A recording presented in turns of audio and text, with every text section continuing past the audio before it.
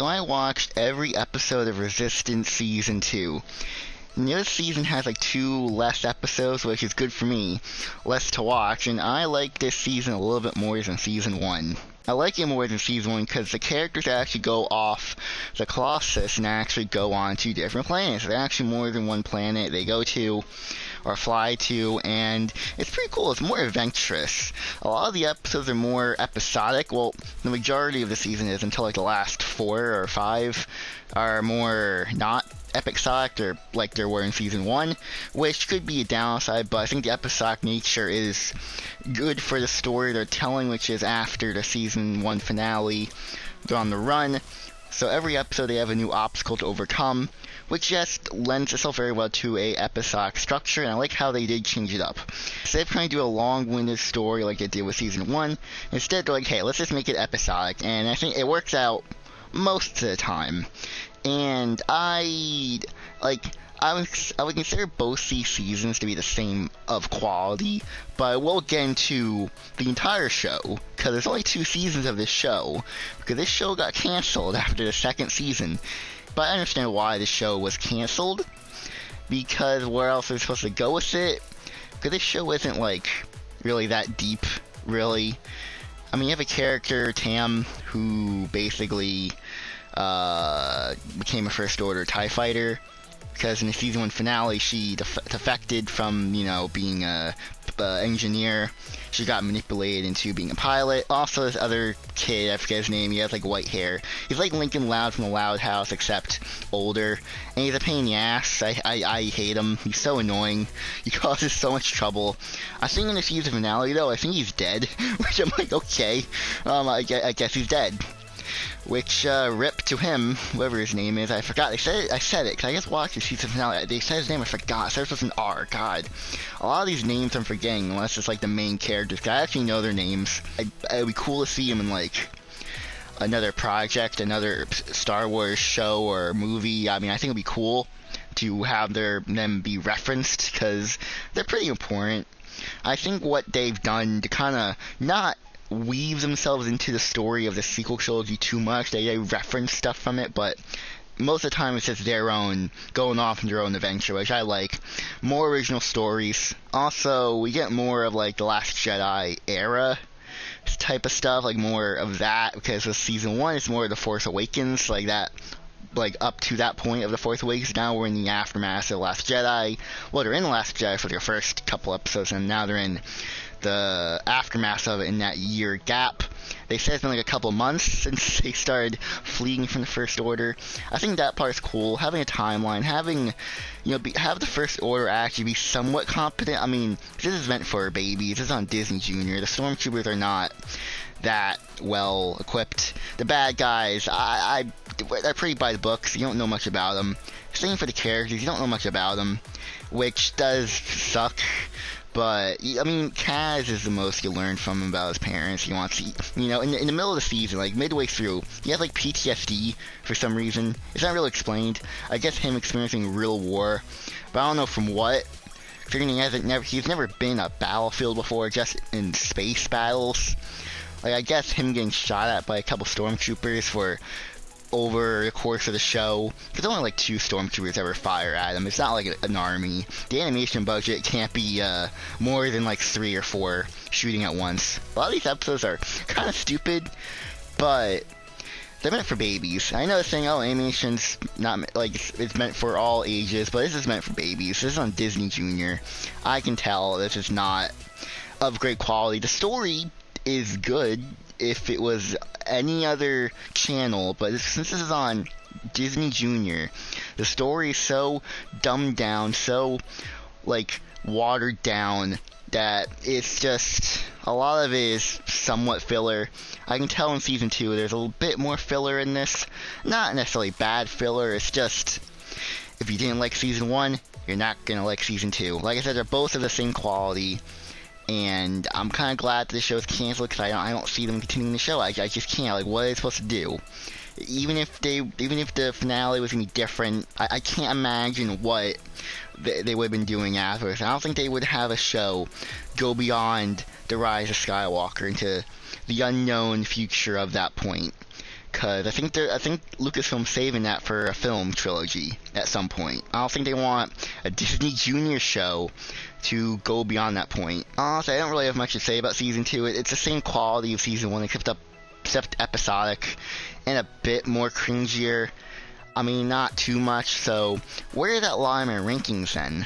So Resistance Season 2 goes above the first season, but below Attack of the Clones. It's, like I said, the same quality as Season 1, and it's just there. This hasn't really much to say. I can't put it above anything else. It's just, I would rather watch Attack of the Clones than the second season of Resistance. That's where I lie with it. So we're not done yet. Because this show only had 2 seasons, I'm now going to be ranking the show among everything else. So I'm going to explain the show, or kind of, should you watch the show from episode 1 to the finale? Is it worth it? Kind of. You do get a journey in this show with Kaz. You go from this very annoying, just kid, a New Republic fighter, and over the course of having all these friends and going on these adventures, being a spy, he, like I said, midway through season 2, he has PTSD, or like, he wants to fight more in the Resistance. Has a character arc. It's not a well-developed character arc, it just comes out of nowhere, and it doesn't really seem justified, but I give it a pass. They did something interesting with Kaz. He's more mature. You know, all this fighting. You know, I can see where they're coming from with this, because a lot of fighting is just very, you know, just bombarding them. You know, the characters get no breaks, really, because they're constantly running from the First Order, constantly fighting. The ship, you know, the Colossus is almost about to, like, explode on several occasions in Season 2. And, you know, they do all this stuff to escape. And the season finale, Season 2, had them destroying a Star Destroyer, which is like a build-up, you know, there's that progression. Because the whole crew of the Colossus was scared of the First Order. They didn't really want anything of it. That slow build-up of the First Order really showing their presence. And then in Season 2, you had them fully fight. It was kind of like a sequel trilogy, except with characters that you kind of know. So you do have character arcs, like I said, with Kaz. And that's pretty much it. Everyone else is kind of just the same from when they started. I wouldn't be surprised if I were to go back to the season premiere. The characters will act basically the same except for Kaz. And maybe the Captain Doza, I think he has a character arc of being, I guess, like I said, a lot of characters stay the same. They're not major character arcs. Only Kaz really has a character arc, and I guess Tam does with her accepting her being lied to for a long period of time, which, you know, different perspectives, they were protecting her. So, yeah, I mean, she was interesting. I mean, I don't, like, for me, Kaz isn't annoying. I know a lot of people hate this show because Kaz is annoying, he's clumsy, and yeah, he's clumsy, he's a dumbass, but he does mature, he's not that annoying. I watched SpongeBob for 20 years. I'm used to hearing annoying voices. Honestly, Tam is more annoying to me. Her voice is annoying. I don't know what it is. Her voice is annoying. But Kaz is not that annoying. I mean, he is. Niku's annoying. A lot of characters are annoying. It's meant for babies. So if you have little kids of your own, they're going to enjoy it. And you have a lot of Star Wars references in this, I've been noticing, which is noted. There's an episode about, like, battle droids, which I'm like, oh, that's cool. That's cool. You hear the voices of battle droids. That's nice. But, like, I'm fine with the show not continuing. It has a fandom, but for me, Resistance isn't really a show that I'm going to be going back to. It's a cringy show with a lot of filler, but it's not bad filler. It's just characters living on a station, running away from the First Order, living during the sequel trilogy. It's a chill show. If you just want to chill out and have this on the background, go for it. It's a good background show. You know, cause it's just the right amount of noise. You want some Star Wars action, there you go. Also, one last thing before I rank this thing. The animation is terrible. I hate the animation. Both seasons look exactly the same. There's no improvement. I'm glad that's canceled. I don't want to see this show anymore. It looks so ugly. But you do get used to the main characters, the way they look fine. It's just a lot of the side characters look hideous. They have not improved. In some regards, some of them look worse. But that's just my opinion. I know some people may like the animation. A lot of people like this show. I get why. I'm not like a super fan of this show. So with that being said, where do I rank this in my rankings? So the entirety of Resistance, the Resistance show, goes above Attack of the Clones but below the Phantom Menace. I had to really think about this, because honestly, I do not want to put this above anything else. Because the Resistance is not a good show. It's fun to watch, but it's not that deep. So I am putting above Attack the Clones, because Attack the Clones makes me cringe at certain parts of the film. I would rather watch everything else on this list before watching the entirety of Resistance.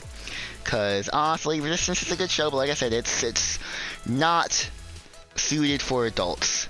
So I'm leaving it there. I know some people are gonna be upset with that, but it's such a difficult decision for me. I'm just leaving it there. Do you agree or disagree with my ranking? Because I know some people are gonna be upset. I get it. I know. Why am I putting this over an episodic film? That's just my opinion. And you can tell me why you would disagree with me in the comment section down below. So if you guys enjoyed, make sure to hit the like button, subscribe, and I'm gonna go now. So goodbye, everyone.